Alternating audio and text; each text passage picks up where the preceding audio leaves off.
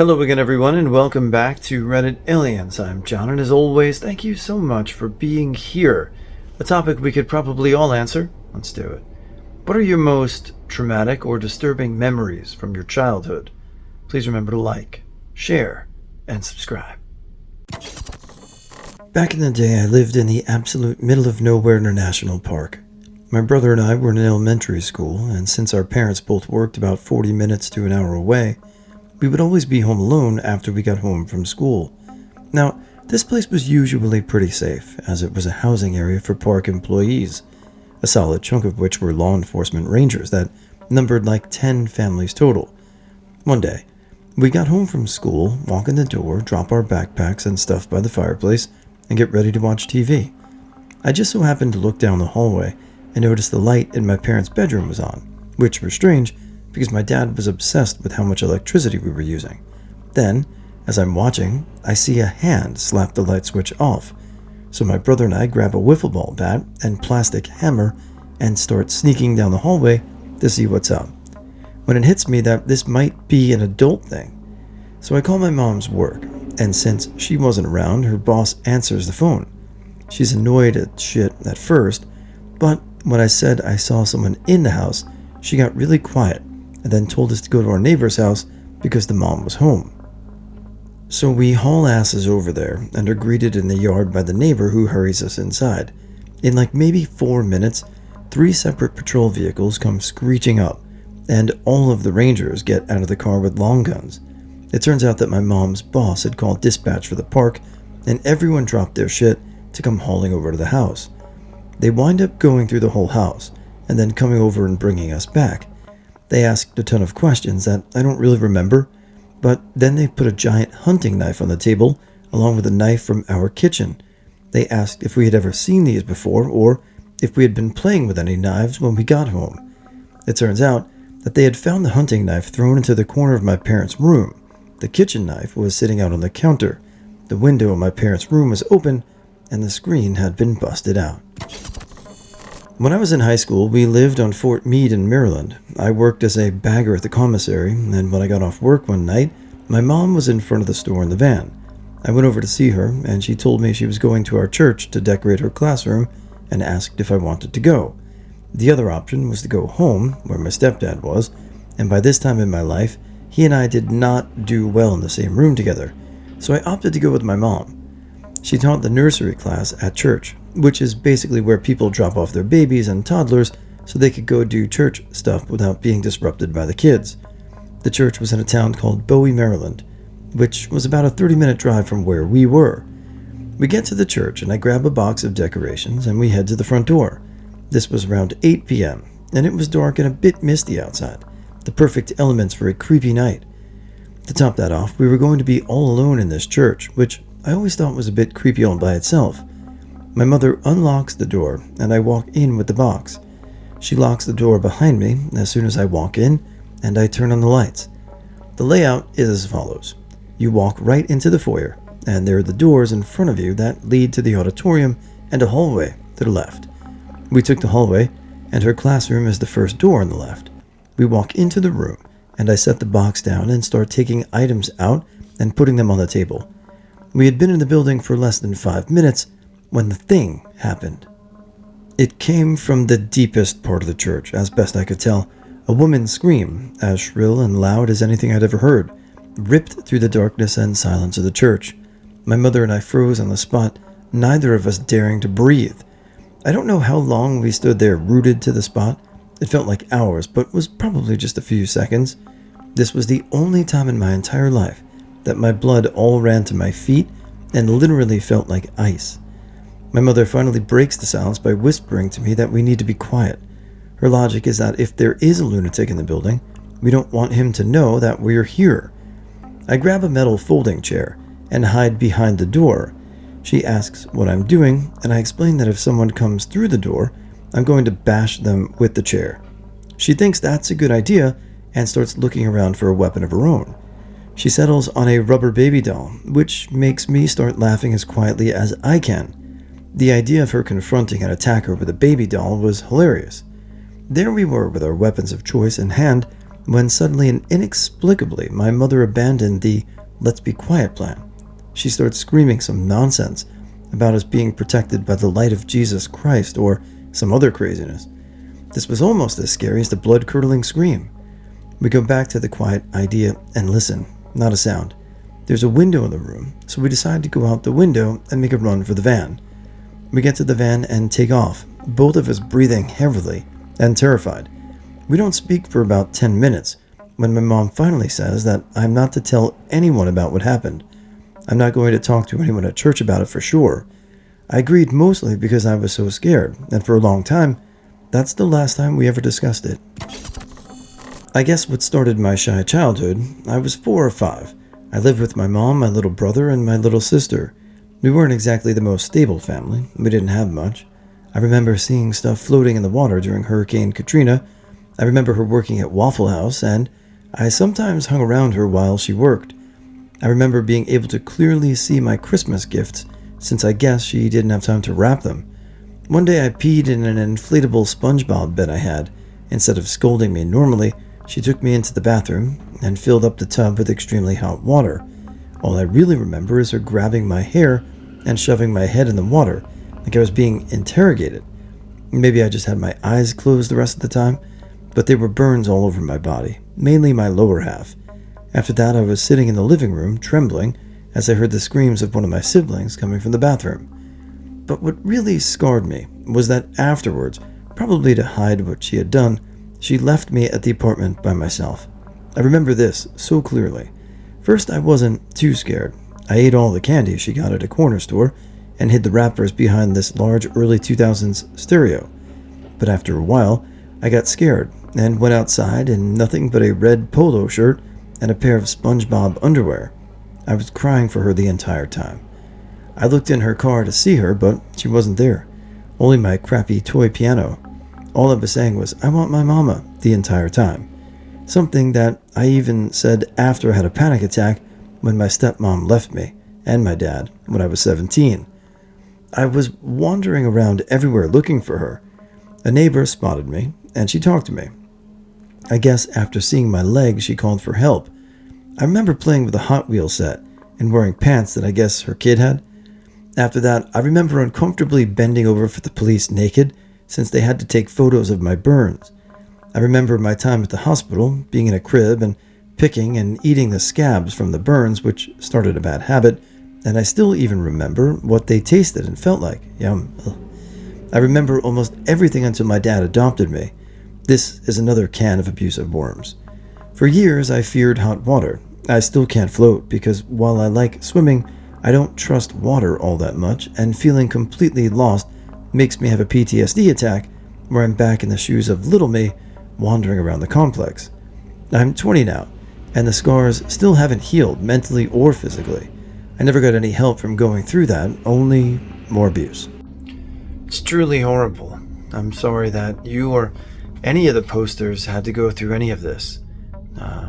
I'm sure some of us all have some scars from childhood, physically and emotionally, but we're still here and hopefully can get through it together with support of loved ones and friends. I was playing soccer at a daycare around 6 years old, and the coach was 5 minutes late. During those 5 minutes, a couple of us decided to do monkey bars and climb the goal bar.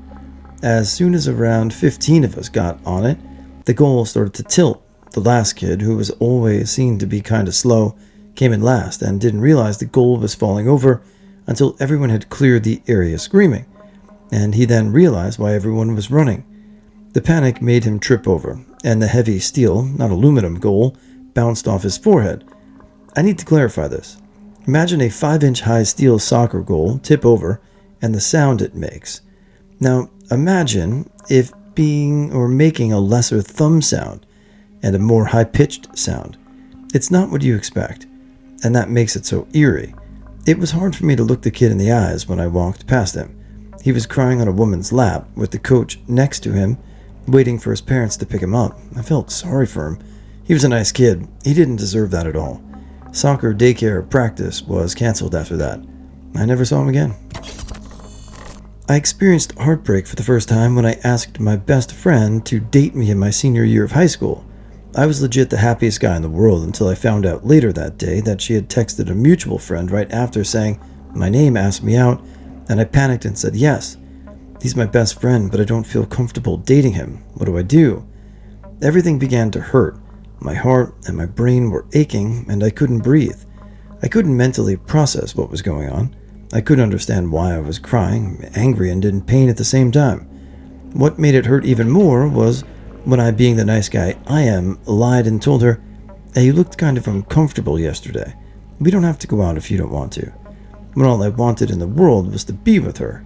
I had to tell my crush not to go out with me because I didn't want to put her in a situation she didn't want to be in, which was dating me.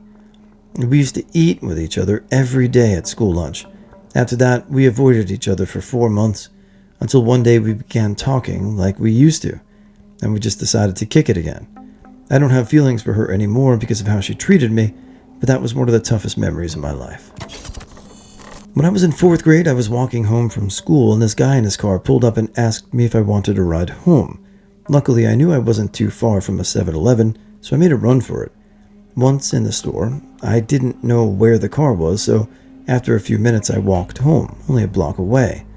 I was running, so I hadn't noticed, but the guy's car must have passed by and seen me go into my backyard. I go into my house and use the restroom. Nobody was home except for my little sister and nephew.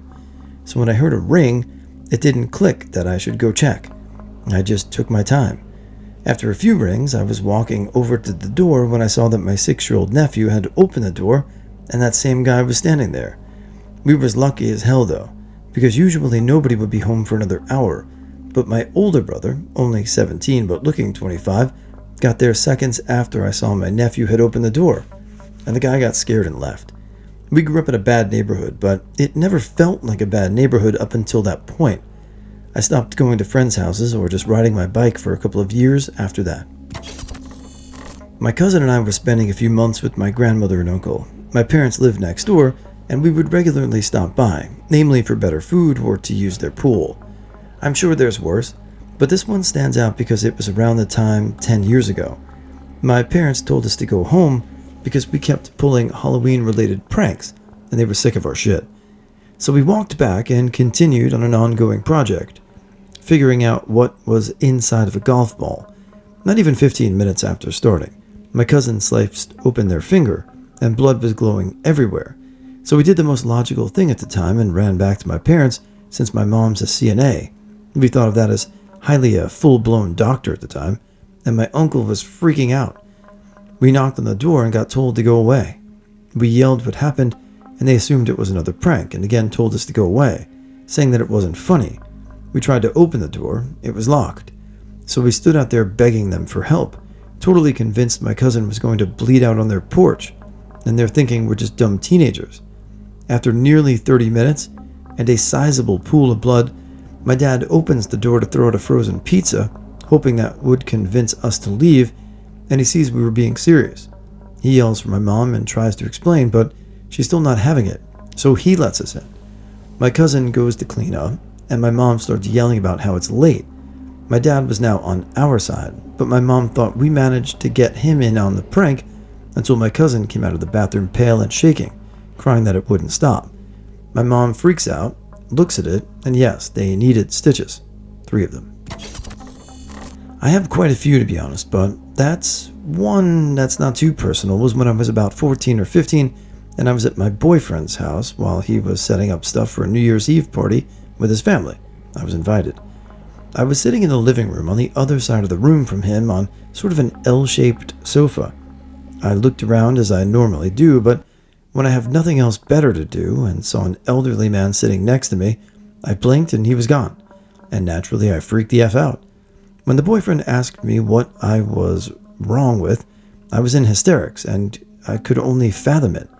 He took me upstairs to his parents' room to calm down. His room was quite dim even with the lights on, and I pointed out that the hat and coat on the back of the door were what this person was wearing, and he kind of just looked at me with dead eyes and grabbed a photograph of someone who I instantly recognized as the person I'd seen. Apparently it was his late granddad, whom I'd never met and never seen a photo of before. 10 years on almost, and I still have no logical explanation. So I was around 9 or 10 at the time, and I went to a holiday camp for 3 weeks. I ended up in a room with actually good people, and it's a lot of fun. Note, my roommate and 2 other friends and I have a reputation for being complete dickheads and got in trouble the first week. We're in a small town where there's only one swimming pool, and sometimes we go there in groups with one specific adult who is qualified for this. In week 2, we're told that a girl has had her clothes stolen and thrown on the road that day, so they decided to investigate and break us up into groups. I later learned that the groups depended on how sus you were, so me and my friend were in the very sus group. The adult who takes care of us is in the same guy who you can take us to the swimming pool.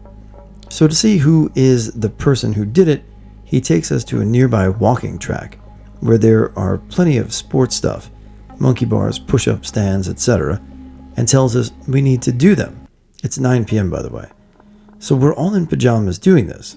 After we do it once, he tells us to do it again, but this time he's more aggressive and yells when we don't do something properly. Then he tells us to get in line, an army type thing, and then tells us to do squats. 9-year-old me is not that good and wobbles a bit on the 20th squat. He notices me and walks toward me, then proceeds to whip my leg with a stick. This hurt a lot. Then it just gets worse. We keep on doing monkey bars and push-ups, but we get whacked by a stick every second. It's effing painful. It's about an hour and a half later that we go back to the building where we meet up with the other groups. I quickly realize that nobody has suffered like us. Apparently they just played tag. I don't know how to feel, but I'm just exhausted and I go to sleep. The following day I'm covered in bruises, as my friend and the director of the camp notice. We are all called in, and then she asks us what happened last night. We explain the beginning, and then before we can reach the problem, we all start crying. We finally get it together, and then explain the abuse we suffered. She takes it seriously and fires the man. The rumor quickly goes around the camp, and believe it or not, everyone hates us just because they can't go swimming anymore. I felt so bad. Everyone was saying shit like, "It's not fair what you did to him. He didn't deserve it." For the whole 2 remaining weeks, it's been a nightmare. Me and my friends get bullied daily, and the adults in charge do nothing. On the last day, there's a party going on. Not very excited about the party, but more about leaving this garbage. On that night, the bullying peaks, and even the drunk adults make fun of us for being terrible at dancing. I leave the room and go to a staircase where I start crying.